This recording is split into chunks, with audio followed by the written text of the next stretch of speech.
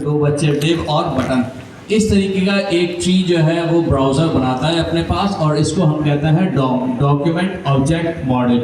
ये कैसे, ये वो HTML है जो अभी मैंने अपने कोड के अंदर लिखी हुई है। ठीक है, मैंने क्या लिखा था, मैंने ये वाली डिव लिखी थी, इस डिव के अंदर एक डिव बनाई थी और एक बटन बनाया था, उसके ऊपर बॉडी हेड HTML ये जो है नेक्स्ट.जेएस ने खुद लिखी है।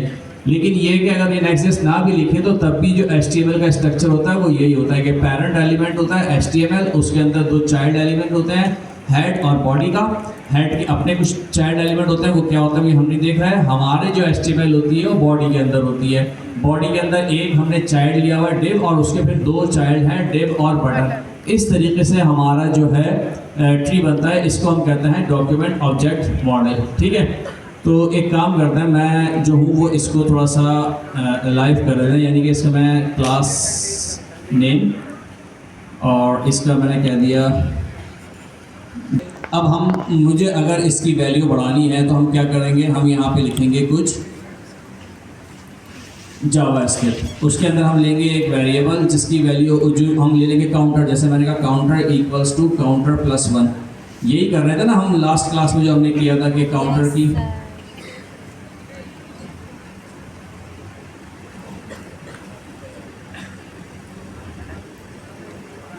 ठीक है। तो ये कब हो रहा था काम, जब ये क्लिक का बटन जो है वो क्लिक हो रहा था।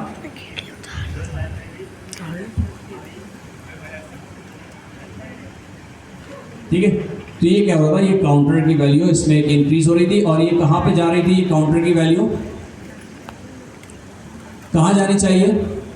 होता क्या है, होता यह है कि अभी मैं नेक्स्ट.जेएस की बात नहीं कर रहा हूँ, मैं अभी जो है वो स्टेट की बात नहीं कर रहा हूँ, मैं बात कर रहा हूँ प्योर कस्टम जेएस की ना। अगर ये चीज़ मैंने अचीव करनी हो कस्टम जेएस के अंदर तो हम किस तरह करेंगे, ऑफ कोर्स हम यहाँ पे लेंगे एक ऑन क्लिक का बटन और उसके ऊपर मैं क्या लगा दूंगा, हैंडल क्लिक। ठीक है, ये फंक्शन बना दूंगा और मैं कहूँगा जब ये फंक्शन इंक्रीज पे क्लिक हो तो क्या हो, इसके अंदर एक काम करते हैं, मैं एक वैल्यू ले लेता हूँ लेट काउंटर इक्वल टू 0 और मैं कह रहा हूँ जैसे ही इस पर क्लिक हो तो ये क्या करे, काउंटर की वैल्यू 1 ऐड कर दे।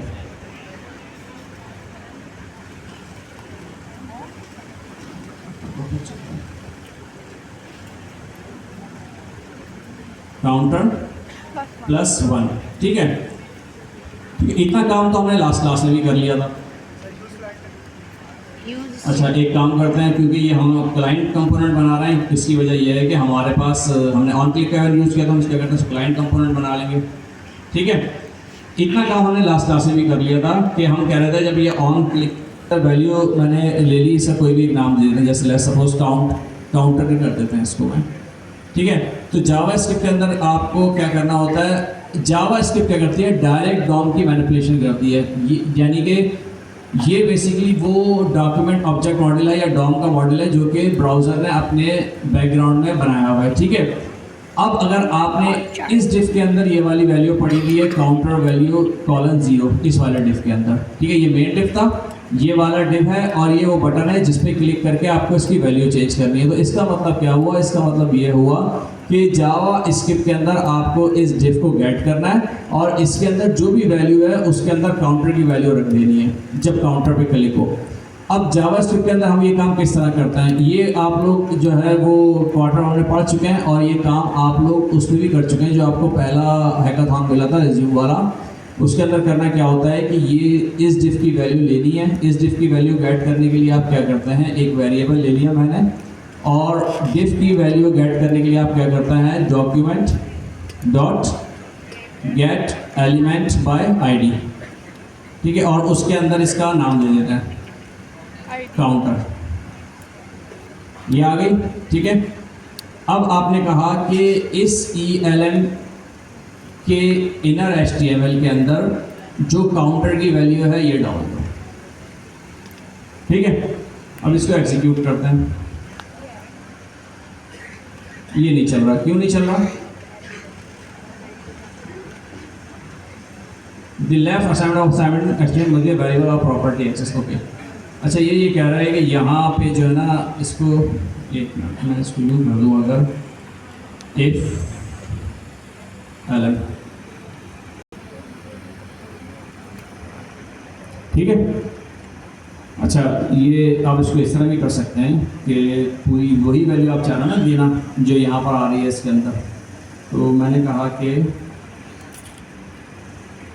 मैं इसको कर दूँ अगर, अब इसमें कोई भी अच्छी चीज़ मैं यूज़ नहीं कर रहा जिसमें आप बोलेंगे ये हो क्या रहा है। ये JavaScript basically template literal use किए हैं मैंने, उसके अंदर स्ट्रिंग पास किया और स्ट्रिंग के अंदर जावा स्क्रिप्ट की वैल्यू, ये सब Q1 में हम पढ़ चुके हैं, ठीक है।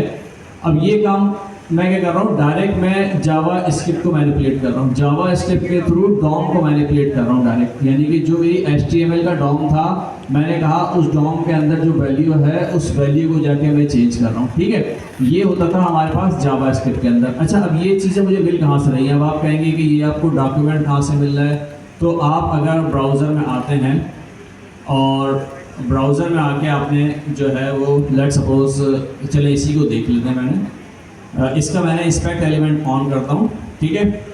आप यहाँ पे जाएं कंसोल में, और कंसोल में जाके आप लिखें विंडो, ठीक है। ये देखें विंडो के अंदर इसने क्या दिया। अच्छा, ये विंडो बेसिकली ये क्या है, ये सारे ऑब्जेक्ट हैं जावा स्क्रिप्ट के, जो जावा स्क्रिप्ट को ये ब्राउज़र मतलब ब्राउज़र के एलिमेंट हैं सारे। तो ये जो पूरी आपके पास स्क्रीन नज़र आ रही है, इसको ये विंडो होता है। इस विंडो के अंदर जो ये आपका HTML है ये डॉक्यूमेंट होता है। उस डॉक्यूमेंट के अंदर आपके जो है वो HTML के डॉम्स होते हैं, ठीक है। तो जैसे ही आपने विंडो लिखा तो विंडो के अंदर आपके पास ये देखें ये आ रहा है डॉक्यूमेंट। इसको मैं खोलता हूँ, यहाँ पर आया मैं, ये रहा, ये वो डॉक्यूमेंट का ऑब्जेक्ट है जो भी मैंने यूज़ किया है। मैंने कहा है ये जो मेरा डॉक्यूमेंट है, इस डॉक्यूमेंट के अंदर एक एलिमेंट है जिसकी ID काउंटर है। ये देखें यहाँ पे अब कहीं ना कहीं आ रहा होगा, ये बॉडी है, ठीक है। बॉडी के अंदर जो है आपके पास एलिमेंट है, क्लास नेम, यहाँ ये सारी चीज़ें यहाँ से आ रही होती है। ये देखें इनर HTML ये आ रहा है, inner HTML, inner text, counter value, click मी, और ये इसको मैंने बेसिकली चेंज करना था। तो मैंने क्या किया, डायरेक्ट जावा स्क्रिप्ट के अंदर आया, मैं लिखा काउंटर की जो भी वैल्यू है वो उठाओ और इस एलिमेंट के HTML के अंदर डाल दो। ये काम मैं कर रहा था डायरेक्ट जावा स्क्रिप्ट के अंदर। मैं डॉम मैनिपुलेशन कर रहा हूँ। क्या कर रहा हूँ मैं ये कर रहा हूँ कि जैसे ही इस बटन पे क्लिक हो रहा है, इस डिफ की वैल्यू चेंज कर दो। जैसे ही बटन पे क्लिक हो, इस डिफ की वैल्यू चेंज कर दो। एक जावा स्क्रिप्ट का मैंने फंक्शन बनाया हुआ है, बटन पे क्लिक होता है, वो जावा स्क्रिप्ट का फंक्शन कॉल होता है और डायरेक्ट डॉम में जाके उसको मैनिपुलेट कर देता है, ठीक है। क्योंकि ब्राउज़र जो है वो बेसिकली इस तरह का उसका स्ट्रक्चर अपने पास बना के एक रखा हुआ है। ये फिजिकल स्ट्रक्चर है जो ब्राउज़र के पास मौजूद है HTML का। आपकी जो भी आपने HTML लिखी है, जो भी आपका वेबसाइट है, जो भी आपका वेब पेज है, उस वेब पेज की ये डॉम का ऑब्जेक्ट जो होता है वो आपके ब्राउज़र के पास फिजिकली मौजूद होता है ट्री स्ट्रक्चर के अंदर, ताकि जब आप जावा स्क्रिप्ट के थ्रू एक्सेस करें तो आपको ये पता होना चाहिए कि आप कौन से एलिमेंट को एक्सेस करना चाह रहे हैं, ठीक है। तो अच्छा, अब इसके अंदर क्या इशू है। इसके अंदर मैंने एक काम किया, मैंने किया कि मैंने जो है वो मैंने कहा अभी तो एक ये जो आपका पेज था, मैंने कहा ये एक जगह पे वैल्यू चेंज हो रही ना, मैंने कहा एक काम करता हूँ, मैं जो हूँ वो 2 कर लेता हूँ। यानी कि मैं चाह रहा हूँ जब भी बटन क्लिक हो ना तो इन दोनों की वैल्यू चेंज हो। अब इसमें आपको करना क्या होगा, इसमें आपने करना ये होगा कि अब इसका वैल्यू अब जांच बात है, एक ID के 2 एलिमेंट तो हो नहीं सकते। इसका मतलब है आपको, चलिए एक काम करते हैं, मैं अभी इसको ऐसे एग्जीक्यूट करता हूँ, ऐसे ही मैं कोई चेंज किए बाहर। तो ये देखें ये सिर्फ इसी को चेंज कर रहा है, क्योंकि उसने ID से जब उठाया ना तो जो पहला उसको एलिमेंट मिला, क्योंकि इन दोनों की ID एक ही है, काउंटर और काउंटर। तो यहाँ पे आपने कहा हुआ है कि वो वाला एलिमेंट उठाओ जिसकी ID काउंटर है, ठीक है। तो उसने क्या किया, पहला वाला उठा लिया। अब आपको अगर दूसरा भी चाहिए तो इसका मतलब है आपको इसकी वैल्यू चेंज करें और फिर यही सारा काम आप दोबारा करें इसके लिए। ये हाँ बना सकते हैं, मैं कुछ और बताना चाह रहा हूँ, ठीक है। तो यहाँ पे इसकी वैल्यू काउंटर 1 हो गई और फिर अब आपने ये चेक दोबारा लगाना है इसके ऊपर, क्योंकि अब आपने क्या करा, आपने दूसरा वाला जो एलिमेंट था उसको पिक कर लिया और उसके अंदर जाके उसकी वैल्यू भी आपने चेंज कर दी। ठीक है। अब ये दोनों चेंज, इसका मतलब ये हुआ कि अब आपने इस वैल्यू की, इस वेरिएबल को जिस जगह भी यूज़ करना है अपने पेज के ऊपर, वहाँ पे आपको उसको गेट करना होगा और फिर जाके उसकी वैल्यू चेंज करनी होगी। ठीक है। अच्छा, ये था प्योर डॉम वाला कॉन्सेप्ट जो कि जावास्क्रिप्ट और एचटीएमएल आपको प्रोवाइड करती है। अब रिएक्ट ने क्या किया, रिएक्ट एक कॉन्सेप्ट लेकर आया, उसने कहा कि मैं जो हूँ वो डायरेक्ट डॉम को चेंज नहीं करूँगा। ये जो रिएक्ट का फ्रेमवर्क था या रिएक्ट की लाइब्रेरी है, उसने ये कॉन्सेप्ट दिया, उसने कहा कि हम डायरेक्ट डॉम को चेंज नहीं करेंगे। उसने क्या किया, उसने ये किया कि जैसे ही आपका पेज रेंडर होता है ना, तो ये जो आपका डॉम बना हुआ है, ये फिजिकल डॉम है, इसकी एक कॉपी बनाता है और अपने पास मेमोरी में सेव कर लेता है। सेम डॉम जो आया फिजिकल, उसकी एक कॉपी बनाई और उसको मेमोरी में सेव कर ली, उसको उसने नाम दिया वी डॉम, वर्चुअल डॉम का। ठीक है। यानी कि अगर मैं इसको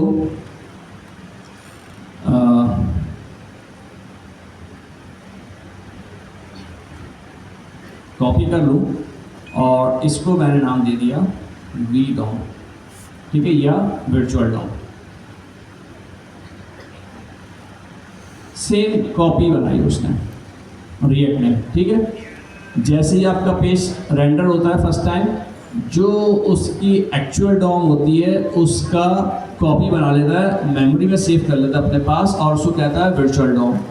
अब क्या होता है, अब आप जो भी चेंज करते हैं ना नेक्स्ट.जेएस के अंदर या रिएक्ट के अंदर, वो डायरेक्ट डॉम में चेंज नहीं होता, वो चेंज होता है वर्चुअल डॉम में। ठीक है। फिर वर्चुअल डॉम, फिर रिएक्ट क्या करता है, जो भी चीज़ वर्चुअल डॉम में चेंज हुई होती है उसको वो एक्चुअल डॉम में कॉपी कर देता है पीछे से, मतलब बैक एंड पे चल रहा होता है और पीछे से वो कॉपी कर देता है अपना एक्चुअल डॉम के अंदर। ठीक है। अच्छा, इसका फ़ायदा क्या होता है, इसका फ़ायदा ये होता है कि एक तो आपको इसमें स्टेट मैनेजमेंट मिल जाती है। ठीक है, जो हमने लास्ट क्लास में देखी थी। अच्छा, इसकी देखिए मैं आपको एक एग्जांपल व्हाट्सएप मेरे पास पड़ी हुई है, मैं दिखाता हूँ इमेजेस आपको। मैंने ये लास्ट क्लास का जो असाइनमेंट क्लास का कोड शेयर किया था, उसके अंदर मैंने इसके लिंक भी शेयर किए थे, और अगर आप लोगों ने वो देखे हो तो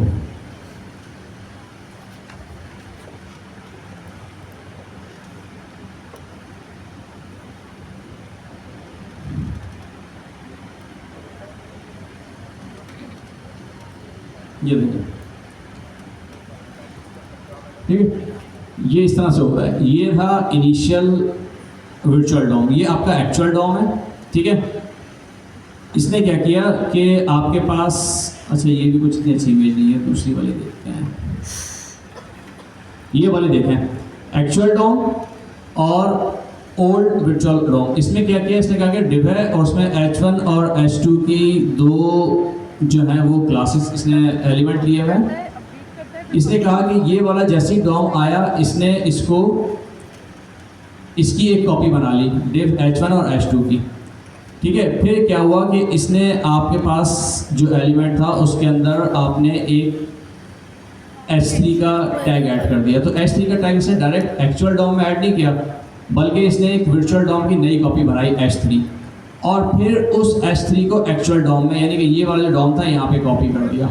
तो इसमें क्या हो रहा है कि जावास्क्रिप्ट के थ्रू आप डायरेक्ट एक्चुअल डॉम को मैनिपुलेट कर रहे थे, और रिएक्ट ने क्या किया कि आपके पास जो है उसने वर्चुअल डॉम का कॉन्सेप्ट दिया। उसने कहा कि मैं डायरेक्ट डॉम में कॉन्सेप्ट चेंज नहीं करूँगा, मैं वर्चुअल डॉम में चेंज करूँगा, और वर्चुअल डॉम्स जो है वो बैक एंड पे एक्चुअल डॉम को चेंज करती रहेगी। इसमें इसका कॉन्सेप्ट कैसा, कॉन्सेप्ट ये कि जैसे लेट सपोज आप ये सपोज करें कि आपके पास एक घर है, एक रूम है, ड्राइंग रूम है आपका ना, उसमें आपने जो है वो आपके ड्राइंग रूम की एक वॉल है वाइट कलर की, आपने कहा कि इसमें मैंने ब्लू कलर करना है। तो अब आप क्या कर पाए, आपने कहा कि डायरेक्टली आपने उस पर ब्लू कलर करने की बजाय आपने ये किया कि एक कैनवस लिया और उस कैनवस पे अपने ड्राइंग रूम की पिक्चर बना ली, जैसे ड्राइंग रूम था वैसे पिक्चर बना ली। ठीक है। तो जो ड्राइंग रूम था वो आपका एक्चुअल डॉम था, और जो आपने कैनवस की पिक्चर बनाई है वो आपका वर्चुअल डॉम है, मतलब बिल्कुल एग्जैक्ट कॉपी बना ली। फिर आपने जो कैनवस था ना उसकी जो दीवार थी उसको ब्लू कलर कर दिया। अब आपने देखा कि हाँ ये अच्छा लग रहा है, तो आपने फिर क्या किया कि सिर्फ वो ब्लू कलर की जो वॉल थी वो उठा के अपने ड्राइंग रूम में लगा दी। तो ये आपका क्या हुआ कि आपने चेंज की वर्चुअल डॉम में, और वर्चुअल डॉम से फिर एक्चुअल डॉम में कॉपी कर दी। ये इस तरह से जैसे आप एक काम करें, आपने क्या किया, आपने एक लिस्ट बनाई, आपने कहा कि भाई मैं जो हूँ वो बाज़ार जाऊँगा, मैं जो है यही आइटम्स परचेज़ करूँगा, ठीक है।